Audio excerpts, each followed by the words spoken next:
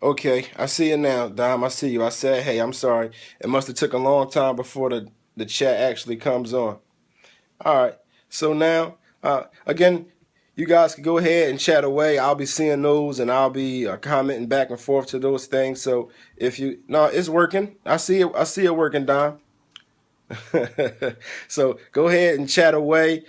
So you can let me know what you think about this. I'm gonna shout you out, and we'll be able to, have a conversation going on. So now we're dealing with Missouri University, and it's a lot of crazy racism that's going on down there, and we're seeing how even the president of the university did not even respond to the racism in the beginning.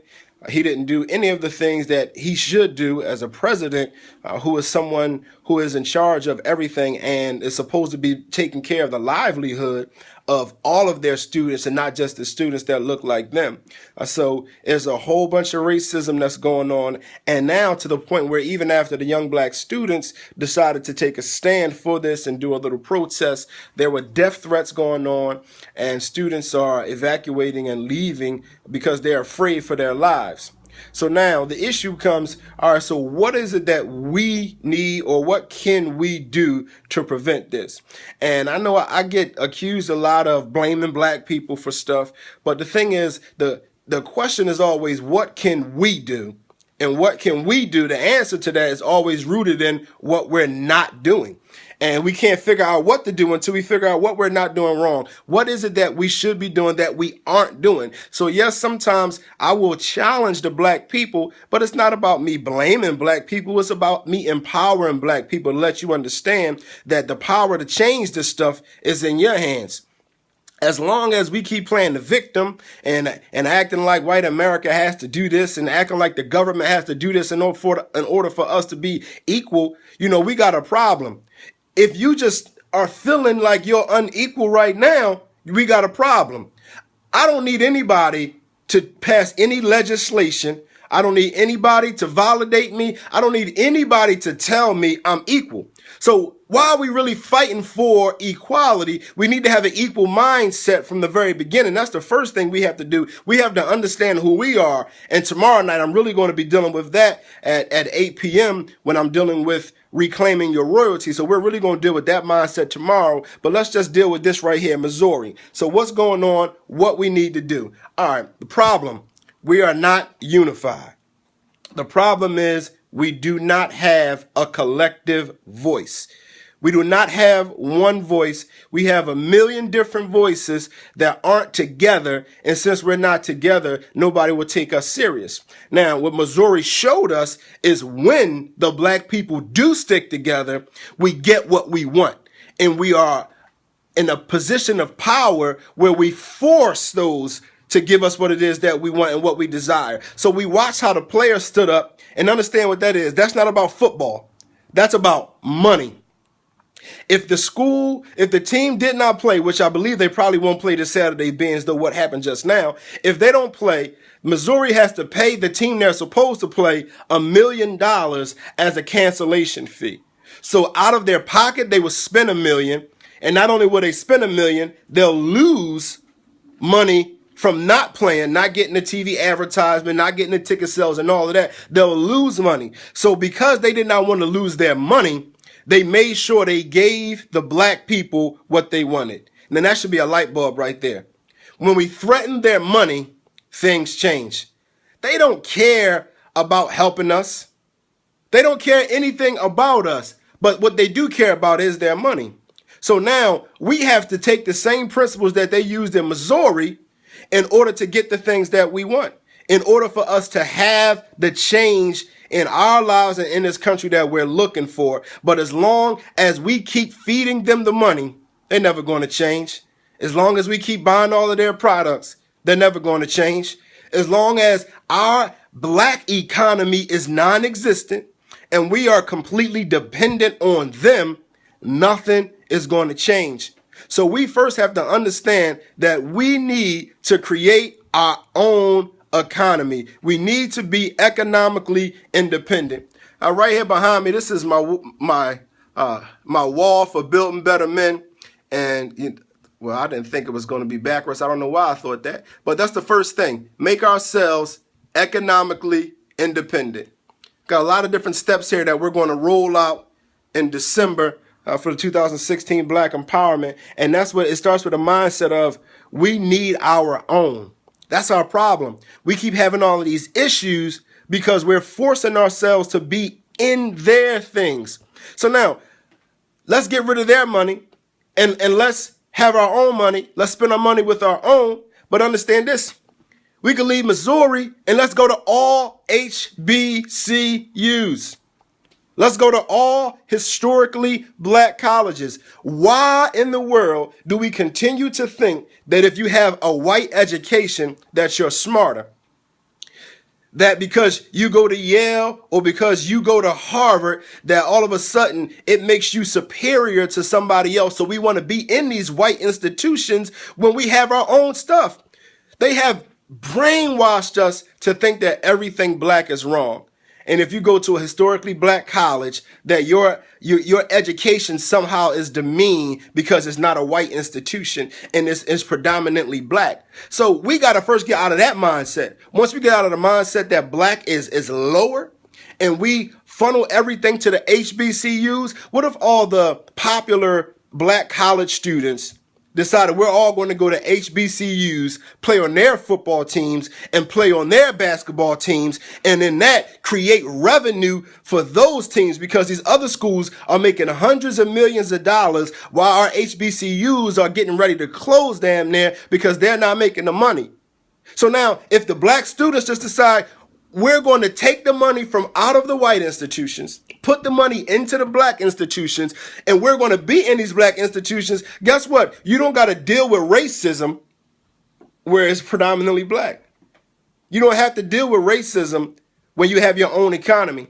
You don't have to deal with racism when you have your own corporations, not just businesses. I'm talking about companies, corporations. You see, you can have a business and it's just you. You have no employees and all you're just selling one product or a couple products, or you have a service. But we need companies and we need corporations to detach ourselves from them. And the only reason we deal with this racism is simply because we want to be in their stuff so bad.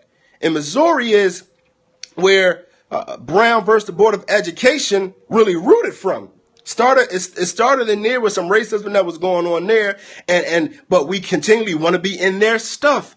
We continually want to be a part of their stuff, and as long as you have a desire to fit in with somebody else, they'll do whatever they want to do to you because you want to be with them so bad, you'll put up with it. And that's why we got to leave. We got to take our money out of their companies. We got to take our money out of their schools. That way we can be in a place where we can police ourselves amongst people that look like us and people that love us, and we don't got to worry about the racism. Now, on to the second point. We need unity. Black people, we need unity. If right now this wasn't black students, but this was students from North Korea, Kim Jong will be sending out a message that says, if y'all don't start treating my people better, it's going to be war. It's going to be a problem. And they would straighten up. If these students was from Iran, the president of Iran will be sending a message letting them know, if you do something to my people again, it's going to be war. Our problem is we are divided even back home in Africa. Even back home, we're divided. We're divided here, so we have no voice. Nobody speaks up for us. Who speaks up for us? And don't say Jesse Jackson or Al Sharpton. They don't speak up for us. They speak up for white America. They put it like they're doing it for us, but they're backed by white corporate sponsors. How can you be fully black when you're backed by white corporate sponsors? And you know when you got a sponsorship, it strings to what you can do and what you can say. So that lets us know they're not really for us. So what is our unified voice? We got to come together. Leaders in every city, if you're watching, we got to come together. Forget methods. It doesn't matter how somebody wants to address this racism issue. Work with them. If you want to march, that's cool. If you want to pray, That's cool. If you want to start businesses, that's cool. If you want to do it politically, that's cool. If you want to do grassroots campaign, which I'm trying to do, that's cool. Let's just all work together. Now, I don't like politics myself. I really don't want to be involved in politics, but I understand that there are benefits to using politics. So where I won't be involved in it, I would definitely support somebody else that wants to use the political arena in order to help us. Now, whatever helps and whatever benefits that I can get or we can get because of the politician, I'm fine with that.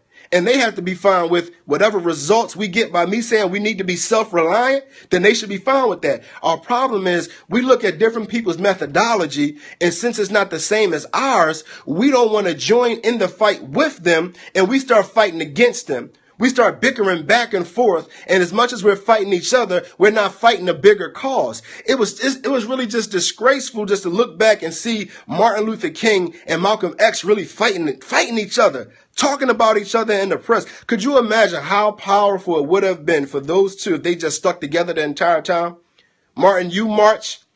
And Malcolm, I'm going to teach the self-responsibility. I'm going to teach the self-power. And I'm going to teach this. And we're going to do this thing together. You address the government. I'll address our people. And together, we'll work together to make this thing happen. But we don't have any unity. And that is why we're in the state that we're in right now. For one, we feel like we got to be inside of their stuff. And we don't want to be detached from the white man's world. And for two, we don't have any unity inside of our world. So now, how do we create this unity? Glad you asked me that. We create this unity, first of all, by understanding that we need a different black image. We have too many weird, perverted, negative black images that don't really represent the whole body, but then it gets pushed on the whole body of black people. So now, white America is looking at us a certain way. Asian America is looking at us a certain way. Latinos looking at us a certain way. And the most important one is we even look at ourselves a certain way. We begin to categorize our own selves. We even look at each other as lazy. We even look at each other as violent. We even look at each other as uneducated. We look at each other skin color. Dark skin, brown skin, light skin. This person is ugly. Well, your hair needs to be straight. And then those that don't want to wear the straight hair, they're natural. And then they're bothering the girls that like to wear the straight hair. And it's just nothing but a bunch of division. We got to have a black image that's a positive image. You are who you are, and you are beautiful. You are handsome. You are a king. You are a queen, exactly how you are. You don't have to change to be anybody else. And our problem is we keep trying to change to fit the Western society. And then those of us who decide to change and, become who we are, we want to have war with our own people who still like what's going on in the Western society. And that just creates a division that we cannot win with this division. So we got to change the image of black people. Now, throughout history, especially we deal with Hitler, you know how Hitler was allowed or how he got all the German people to buy into exterminating the Jews was propaganda. He started by movies and billboards and posters demeaning the Jews, saying how they killed Jesus, they need to die, they deserve to die, they're cursed, God doesn't love them, and we're better than them, and we're superior humans than them, and they deserve all of this. And this is way before he started the Holocaust. This was just what he did in order to be able to do the Holocaust. And so what it is you have to desensitize the people to the humans. So now, if I can make you feel like the Jews deserve to die, you're desensitized to them dying, and it's totally fine for me to kill them because you already bought into the fact that they deserve to die. Now I can start a Holocaust and put people in gas chambers. The exact same thing was done in the United States. When they brung the slaves here, the first thing they did was begin to teach us that we weren't human. Thomas Jefferson said we were only 3/5 of a human being. We were animal-like. And if we're animal-like, it's okay to kill animals. It's okay to enslave animals. It's okay to lynch animals. It's okay to demean and hurt and badger animals. And since we put out this image that black people are nothing but animals, then we could do whatever we want to animals. And that's what's going on still till this day. We look at the racism. We look at a white cop killing a black person. We look at the Eric Garner situation. He choked this man to death with a chokehold that was banned. And that was bad. But what we really get mad at is when white America begins to defend it. And it's like, we're like, are they just stupid or are they just racist? How can they say that he deserved this? Well, it's because they believe that we're animals. The propaganda has desensitized them to the value of our human lives. And as long as they have that view of us, and as long as that view is perpetuated, people are going to be desensitized. They're not going to care about us dying because we deserve to die. Now, y'all know I'm not into that whole worrying about what they do or how they view us, but let's deal with this a little deeper. What images are we putting out there? What propaganda are we spreading? And I ain't taking no shots at nobody because I love you guys and you know, a lot of my friends and everything that's on social media. But in a time like this, it's still people on social media posting about their parties. It's still people on social media posting a bunch of ratchet stuff, posting a bunch of negative stuff, posting a bunch of stuff that is perpetuating the propaganda that started with Thomas Jefferson teaching us that we were only 3/5 of a human being. We're doing it. They don't even got to do the dirty work no more. It's not racism that's killing us.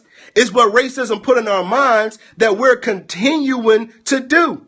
And if we want to stop being abused, we have to put out a different image of each other. And that's why I've been putting up the black is the new great stuff, because we got to have a different image.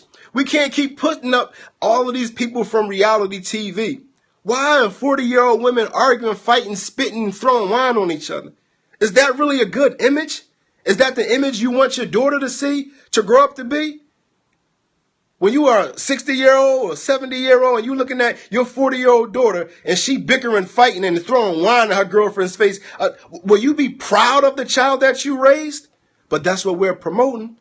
And as long as we're promoting it, as long as we're promoting niggas be like and bitches be like, and as long as we're focused on being a real nigga and we're focused on being a bad bitch, that's an issue. I was talking to a friend of mine on social media yesterday, close friend of mine since I was young, put up a post talking about a bad bitch isn't a woman that looks good. A bad bitch is a woman who has her own business and a woman that's doing all this positive stuff. And I said, no, the individual that you're talking about in the second half is a woman. She's not a bad bitch at all. She's a real woman. And he commented, well, that's how you want to define it. I'm going to define it a different kind of way. That's negative. So we still want to call the woman who ain't got her education, woman who started her own stuff, the woman that has morals, a woman that has values, and we're still going to call her a bad bitch? Really? We're still going to call her a bad bitch. And then we wonder why we're treated the way we're treated. Look at how we treat ourselves. Look at how we treat ourselves. Firstly, when I talked about the mindset, let's get rid of thinking that everything black is wrong and everything white is right. That way we don't have to go to Missouris. That way we don't have to go to Yales. That way we don't have to go to any of these other racist institutions.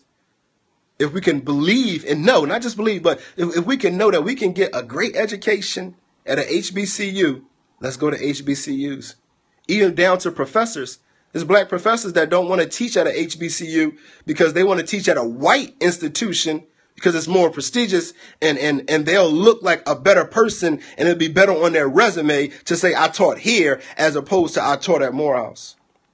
So we got to get out of that mindset. Secondly, we got to get unity. We got to build together. We got to work together. We got to stick together. We got to love each other. We can't keep hating each other. First, no, you got to love yourself. You got to love yourself. That self-hate is what make us hate our brother, which make us kill our brother, which make us rob, steal, and hurt our brother and our sister. Because I can't have any value towards your life if I don't value my own life. If I don't love me, how can I love you? Now, I don't forgot the third point. What's the third thing that I said?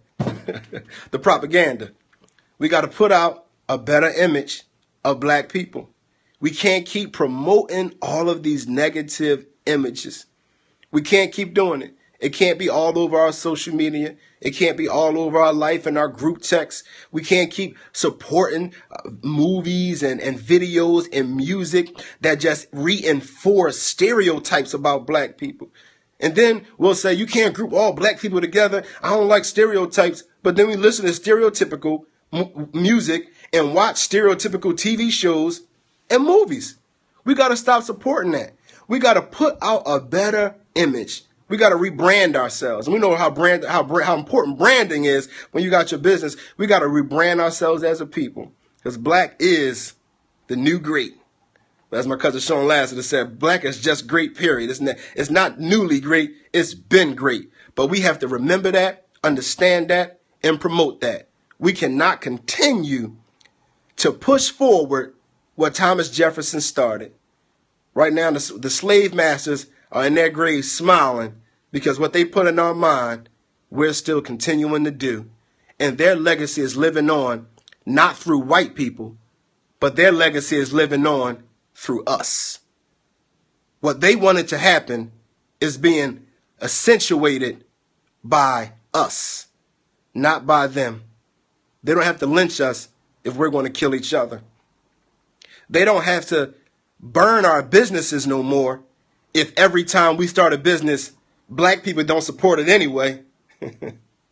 They don't have to keep us from being educated if we're not even stressing the importance of education to our children, and they're not even going to school, or when they go to school, they're not focusing on school. They're not excited about school. They don't understand how school can change their life. They don't have to do any of those things because we're doing it for ourselves. They don't have to separate the black man from his children so he can't raise them and empower them. We're doing that on our own. We're having the kids and not taking care of them all on our own. Everything that they did, we're doing on our own. They don't have to have laws that say a black person can't read. We don't read anyway. We're doing everything that they wanted us to do. And this is why we're losing. And this is why we have to take a stand. We have to take a stand for us collectively to be better. So I thank y'all for tuning in.